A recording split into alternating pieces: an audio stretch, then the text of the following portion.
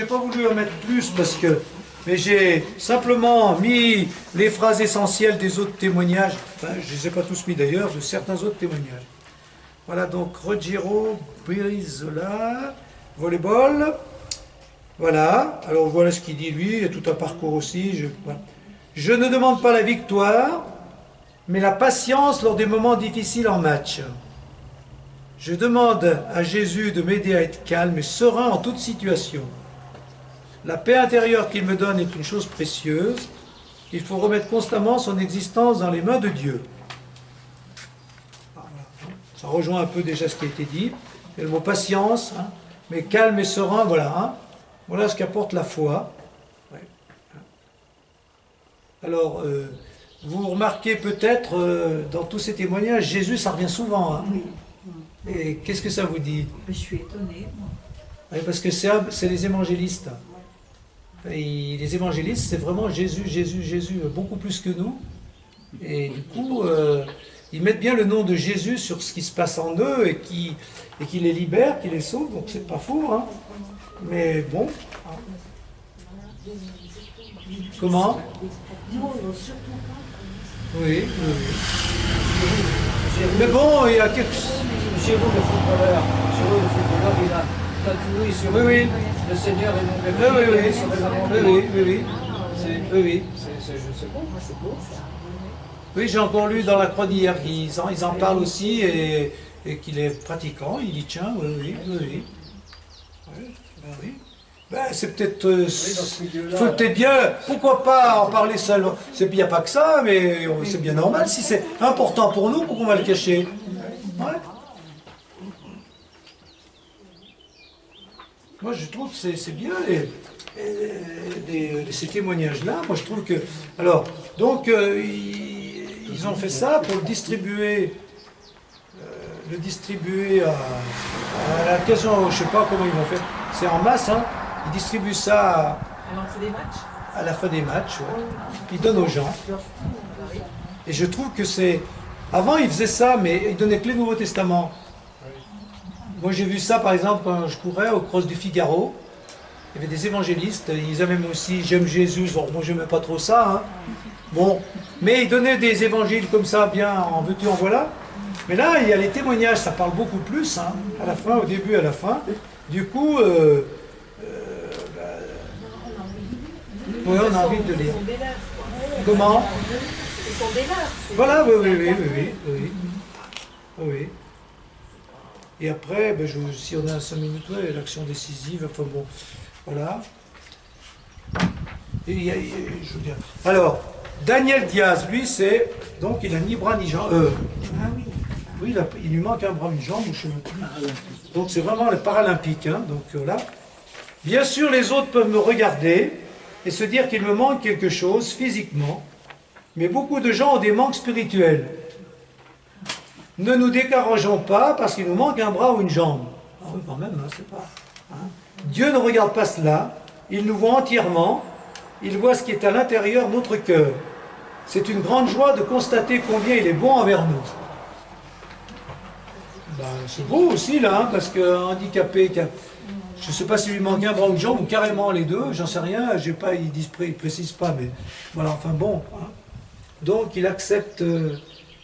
ce handicap, et donc la phrase forte c'est voilà, Dieu voit ce qui est à l'intérieur, c'est bien, hein, et non pas à l'extérieur. Voilà. Gilles Yapi Yapo, international de foot en Côte d'Ivoire. J'ai été transformé par l'amour de Dieu, il a changé ma mentalité de footballeur. Alors lui voilà, moi je trouve que ce qui était vraiment bien c'est que qu'est-ce que ça a changé? À quoi ça sert d'être chrétien? Qu'est-ce que ça change? On a quand même des beaux exemples. Hein. C'est pas tous pareils quand même, ça se complète évidemment. Et là, qu'est-ce qu'il dit lui? Je ne jalouse plus les autres. Je me sens coéquipier et je veux aider du mieux que je peux mon équipe. Ah, c'est beau, on ne peut pas dire mieux, quoi. Hein. Je ne recherche plus ma gloire personnelle, mais je veux remercier Dieu pour le talent qu'il m'a donné. Voilà. Hein. Donc voilà, il n'y a plus la jalousie, la comparaison. J'essaie d'être équipier et non pas de me comparer et de jalouser. Rudy Nivore est champion de France de handball en 2013 avec le PSG. Voilà, donc il y en a dans tous les domaines. Hein. Tous les domaines. Alors je ne sais pas comment ils les repèrent, comment ils les ont repérés, comment ils les ont trouvés. Ouais. Bon. Malgré les difficultés de la vie, la pression et le stress auxquels la pratique du haut niveau me soumettent, je garde la paix intérieure. Ça, c'est revenu souvent, hein. Hein, la paix, la sérénité. Quand je médite la Bible et que je focalise mes pensées sur les promesses de Dieu, j'ai comme un grand souffle de paix qui inonde mon corps et mon esprit et les inquiétudes se dissipent. J'aime bien les expressions, hein, on voit que c'est pas des choses apprises ou des formules toutes faites. Hein, ils disent, ouais, mais comme ils le ressentent. Hein. Tout à l'heure, le calme du cœur, là, c'est un grand souffle de paix qui inonde mon corps et mon cœur, et mon esprit. Et les inquiétudes se dissipent. L'échec ne me fait plus peur, car mon espérance ne se limite plus à la vie terrestre. Donc il y a aussi la perspective de la résurrection pour beaucoup. Ils voient loin, c'est bien. Hein. Voilà. Alors j'ai pas tout dit, il y en avait d'autres, mais ça se rejoint. Il y avait... voilà. Il y en a un qui était musulman, qui s'est converti au christianisme.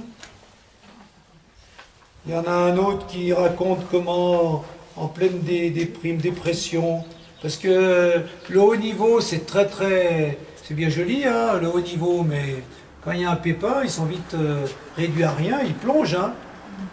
Alors, donc, ils vivent de grands moments de dépression. Un témoignage de Raphaël Poulain, ça dit quelque chose. Comment? Hier, il y avait un témoignage de Il s'appelle comment? Raphaël Poulain. Raphaël Poulain. Poulain? Non, ça ne me dit pas bien grand-chose. Il était un grand sublime, il était dans les photos des dieux du stade. Ah oui, tout ça, oui. Et bon, il a eu pas mal de blessures et après il s'est tombé, enfin bref, il a eu tout un parcours et maintenant il essaye de repartir et de trouver un sens nouveau,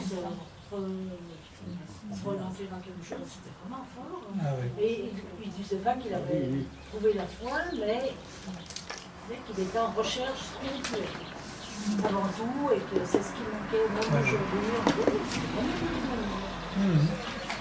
Non, mais il y a quelque chose aujourd'hui, c'est obligé. De toute manière, la vie qu'on mène aujourd'hui, le monde tel qu'il est, ceux qui réussissent, ça devient de plus en plus dur, il y a une pression pas possible et il faut faire toujours plus. Puis ceux qui sont exclus, ils ont rien à mal-être. Donc il y a les deux extrêmes maintenant. Oui. Et les deux extrêmes se posent des questions quand même. Hein. Oui, oui.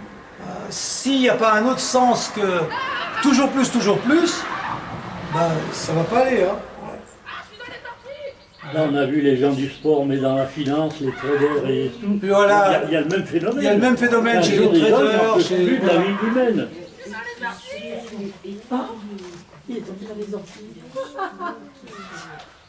C'est pas grave. Voilà.